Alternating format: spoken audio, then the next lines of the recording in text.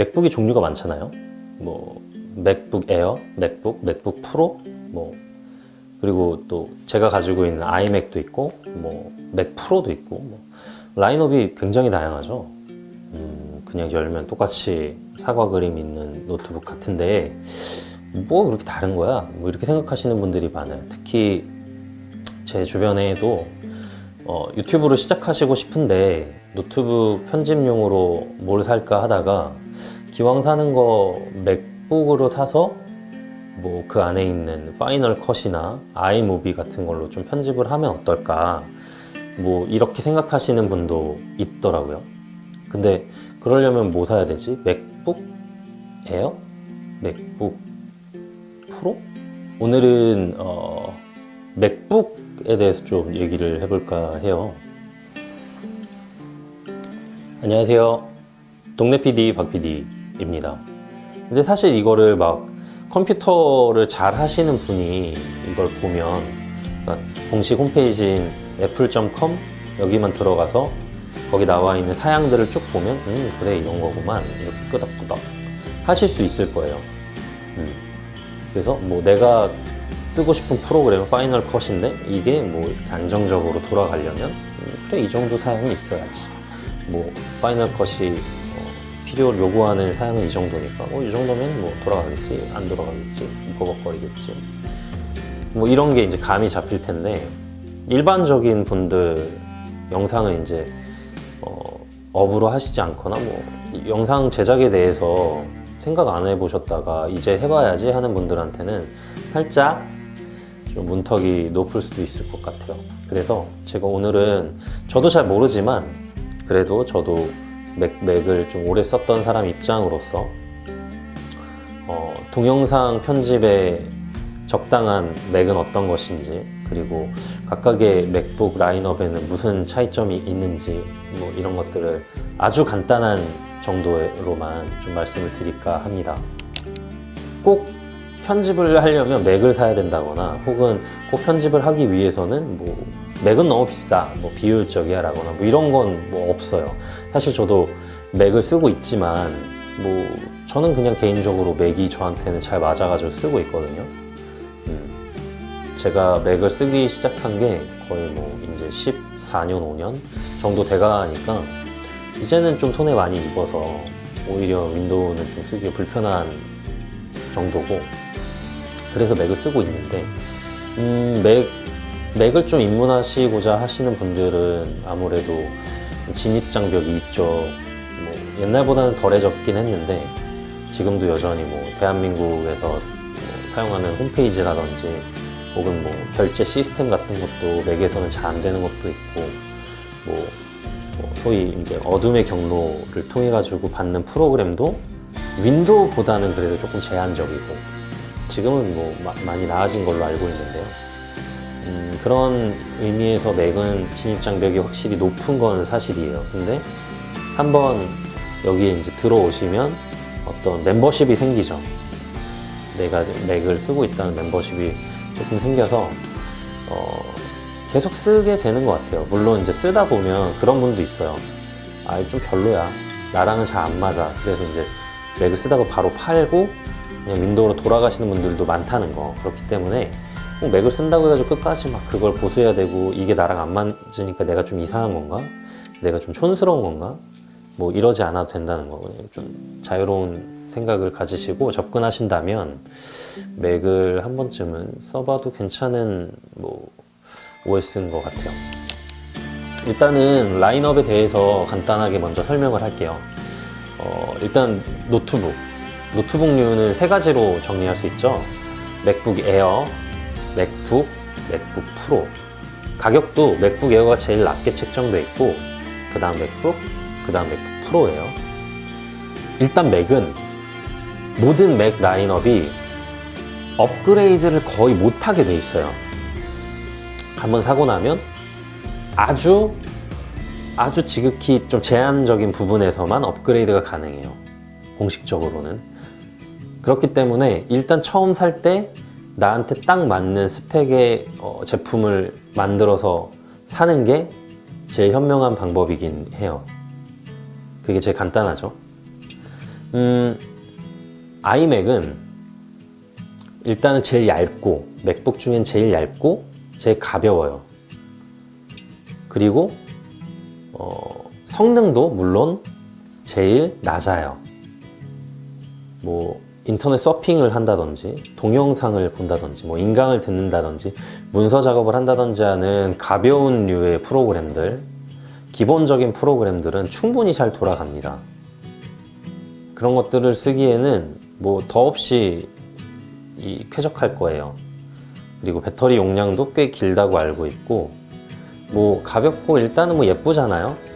색깔도 많고 가격도 제일 낮고, 그래서 맥을 입문하시기에는 좋아요. 그리고 그 다음으로 조금 사양이 높은 게 맥북. 이거는 살짝 두껍고, 그리고 조금 더 성능이 좋아서 뭐 가령 똑같은 동영상도 뭐 맥북 에어에서는 뭐 한 두세 개 틀면은 버벅거렸다 하면 맥북은 뭐 네다섯 개 뭐 이렇게 틀어도 버벅이지 않는다, 뭐 이런 식으로 생각하시면 좋을 것 같아요. 성능이 좋다는 건. 맥북 프로는 당연히 그거보다 더 성능이 좋겠죠. 여기서 말하는 성능의 핵심 포인트는 사실은 용량이 아니에요. 속도 차이는 어디서 나냐? CPU와 메모리예요. CPU는 그야말로 컴퓨터가 계산을 하는, 이 두뇌와 같은 기능을 하는 데거든요. 더하기 빼기를 막 하는 데예요. 연산 처리를 막 하는 거죠. 그게 빠르면 빠를수록 우리가 봤을 때 컴퓨터가 빠르고 버벅이지 않는다고 느껴요. 그리고 메모리라는 건 그 컴퓨터가 이제 계산을 할 때 약간 여분의 어떤 그 계산에 필요한 데이터를 끌어들여 와가지고 거기다 놓고 계산을 하거든요. 한마디로 앞접시 같은 개념이에요. 여기 찌개가 이렇게 크게 있어. 그럼 내가 그걸 덜어와가지고 먹고 싶은데 내 앞접시가 크면 많이 덜어올 수 있고, 앞접시가 뭐 간장종지만 하면 이렇게 조금씩 덜어와야 되잖아요. 자주자주. 그러니까 메모리가 크면 한꺼번에 많은 용량을 딱 가져다가 계산을 할 수가 있고, 메모리가 작으면 자주자주 불러 들어와야 되니까 그 불러 들여오는 시간만큼 조금씩 느려지는 거예요. 근데 메모리가 크면 당연히 계산을 할 수 있는 그 여유 공간이 많아지니까 조금 쾌적하게 느껴질 수 있어요. 그래서 컴퓨터의 속도, 성능, 그리고 프로그램이 얼마나 쾌적하게 돌아가느냐를 보려면 CPU가 얼마나 좋은 건지, 메모리가 얼마나 많은지 이걸 봐야 돼요. 사실 용량, 그러니까 HDD, SDD 하는 그런 데이터가 들어가는 디스크의 용량은 크게 상관이 없어요. 이거는 작다면 뭐 외장하드 끼워가지고 써도 되거든요. 그 정도 차이지 CPU랑 메모리를 봐야 되는데, 문제는 뭐냐면 애플 애들이 이게 결국은 장사를 하는 곳이잖아요. 아무래도 이 물건을 팔아야 되는 곳이니까 어느 하나에다가 좋은 거를 다 넣어주지 않아요. 그러니까 싼 거는 CPU나 메모리도 좀 저렴하게, CPU도 성능이 조금 낮아서 좀 싼 거, 메모리도 조금 덜 넣어주고, 그래서 이제 가격 단가를 낮춘 거거든요. 그 말은 뭐겠어요? 가격 단가가 높은, 그러니까 CPU도 좋고 메모리도 많이 들어간 맥북 프로보다는 맥북 에어가 당연히 성능도 낮고 속도도 조금 더 느리고 덜 쾌적할 수 있다는 얘기예요. 차이를 이제 아시겠죠? 맥북 에어가 맥북보다는 조금 성능이 덜하고, 맥북이 맥북 프로보다는 성능이 덜할 수밖에 없는 이유는 얘네가 좋은 CPU를 맥북 에어에다가 넣어주지 않는다는 거죠. 좀 옛날 거, 좀 옛날 버전 이런 CPU 칩을 넣어준단 말이에요. 왜 그럴까? 팔아야 되니까. 맥북 에어가 너무 좋아버리면 맥북 프로가 비싼데 안 팔릴 거 아니에요. 그러니까 당연히 그렇게 라인업 구성을 하는 거죠. 그럼 맥북 에어에서 파이널 컷이 돌아가? 내가 맥북 에어에서 편집을 할 수가 있어? 아니면 내가 편집을 하고 싶은데 어디까지 사야 돼? 맥북을 사야 돼? 맥북 프로까지 사야 돼? 오케이. 저도 사실은 정답을 몰라요. 제가 막 돈이 많아가지고 맥북 에어도 써보고 맥북도 써보고 맥북 프로도 다 써봤으면 좋겠지만 그러지 못했어요. 사실 제가 가지고 있는 맥북은 그냥 맥북인데 그마저도 2008년형 2008년형이면 거의 10년 넘은 거죠. 근데 지금도 잘 돌아가요. 이걸 기준으로밖에는 말씀드릴 수가 없어요. 물론 지금 나온 맥북 에어가 저의 2008년식 맥북보다는 훨씬 좋을 것 같아요. 그걸 염두에 두시고 들어보세요. 제 맥북 프로, 아니, 제 맥북, 2008년식 맥북은 파이널 컷이 깔리긴 깔려요. 근데 딱 구동시키면, 아, 얘는 메모리가 부족해서 뭐 어쩌고 저쩌고야, 뭐 이런 뭐 워닝이 떠요. 딱 오케이 누르면 프로그램이 꺼지진 않는데 일단은 좀 느려요. 벅벅벅벅 이래요. 당연히 그걸로 편집하기도 어렵고 그걸로 편집을 했다 손 치더라도 렌더링 해가지고 파일로 뽑는데 굉장히 오래 걸리겠죠. 그러니까 아마도 맥북 에어도 파이널 컷 같은 프로그램이 깔려서 구동은 될 거예요. 그런데 얼마나 버벅이지 않을지는 잘 모르겠어요. 파이널 컷 같은 프로그램을 쓰려면 아마도 맥북 혹은 맥북 프로가 필요할 것 같아요. 적어도 맥북 정도는 돼야 파이널 컷이 이상 없이 구동될 거라고 생각해요. 혹은 안 될 수도 있지만. 그래서 일단은 프로그램 자체는 맥북이나 맥북 프로가 잘 돌아갈 거예요. 내가 주기적으로 유튜브에다가 내 브이로그를 올리고 싶다. 그래서 아이폰으로 찍은 내 영상을 늘 주기적으로 편집을 할 거다라고 하면 맥북 에어는 조금 위험한 선택일 수 있겠다. 저는 그렇게 예상을 하고요. 적어도 맥북 혹은 조금 여유가 된다면 맥북 프로인데, 그럼 맥북과 맥북 프로는 어떤 차이가 있냐? 아마도 프로그램이 돌아가는 게 똑같다면, 프로그램은 똑같이 이상 없이 돌아간다면 맥북은 좀 가벼운 소스들, 그러니까 뭐 아이폰으로 찍은 소스라든지 그냥 뭐 DSLR로 뭐 풀 HD급으로 찍은 그런 정도의 소스가 들어갔을 때 좀 어느 정도 쾌적하게 편집이 될 수 있을 것 같고, 맥북 프로는 그에 비해서 좀 더 무거운 소스, 뭐 4K 소스라든지 아니면은 소스 기가 굉장히 길다든지 여러 개의 카메라 소스들이 들어간다든지 하는 그 정도까지도 충분히 버틸 수 있는 성능이 될 것 같아요. 그렇습니다. 그래서 노트북 안에서 편집을 하시고 싶다, 나는 좀 약간 전문적인 편집을 할 거다, DSLR 소스도 많이 들어갈 거고 카메라도 여러 대 써가지고 멀티캡 편집도 해야 되고 한다면 맥북 프로 쪽으로 좀 보시는 게 좋고, 맥북 프로 이제 기본 사양부터 보시는 게 좋고, 기본 사양도 충분히 좋대요.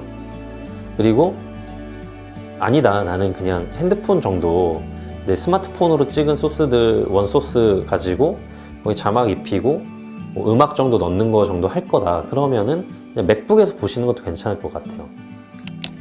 맥북도 뭐 11인치, 13인치, 15인치 막 이렇게 있어요. 화면이 크면 당연히 좋은 거 아니야? 이렇게 생각할 수 있는데 화면이 크면 무게가 엄청 높아져요. 그게 뭐 수치로 보면 되게 작거든요. 근데 실제로 내가 들고 다니고 그 부피를 생각하면 13인치랑 15인치는 생각보다 갭이 커요. 그렇기 때문에 난 이동을 하면서 어디 카페에 앉아가지고 할 거야, 그런 일이 자주 있을 거야 한다면 13인치 정도로 보시는 게 좋고, 아니야, 나는 그냥 가끔 어디 이동할 때 쓰고 대부분은 뭐 어디 작업실이나 집에다가 놓고 쓸 거야 하신다면 15인치로 보시는 게 좋을 것 같아요. 그건 잘 판단하셔가지고 쓰시면 좋을 것 같습니다. 오늘은 맥북 라인업 그리고 애플의 어떤 라인업 시리즈에 대해서 약간 살짝 알아봤는데 도움이 되셨을지 모르겠어요. 요즘 워낙 이제 유튜브 하시려는 분들, 그리고 그러려면 편집 프로그램이 필요하시고 또 그러려면 그거에 상응하는 장비가 필요하신 분들이 많아져서 좀 맥에 대한 관심도 높아지신 것 같고, 좀 이걸 실제로 구입하시려는 분들이 많아지신 것 같아요. 저는 뭐 늘 맥을 써왔던 입장으로서는 굉장히 반가운 일이고, 또 한편으로는 좀 걱정되는 것도 있어요. 이게 좋아 보이는 만큼 불편한 것들이 있거든요. 이제 이런 것들을 충분히 감수하면서 내가 원하는 것들을 할 수 있을지에 대한 걱정이 살짝 있어요. 왜냐면 워낙 윈도우에 익숙해져 있다 보면 맥이 되려 불편할 수 있거든요. 또 새로운 그 체계를 배워야 되는 거고, 맥을 좀 사용해 보실 수 있는 기회가 있다면 좀 미리 좀 접해 보실 수 있었으면 좋겠습니다. 네. 뭐 어쨌든 오늘 이 얘기는 여기까지 하고요. 더 궁금하신 점 있으면은 아래 댓글로 달아주시면 최대한 아는 만큼 답변을 해드릴 수 있도록 해보겠습니다. 네. 긴 영상 봐주셔서 감사합니다. 그럼 다음 영상에서 뵙겠습니다. 안녕.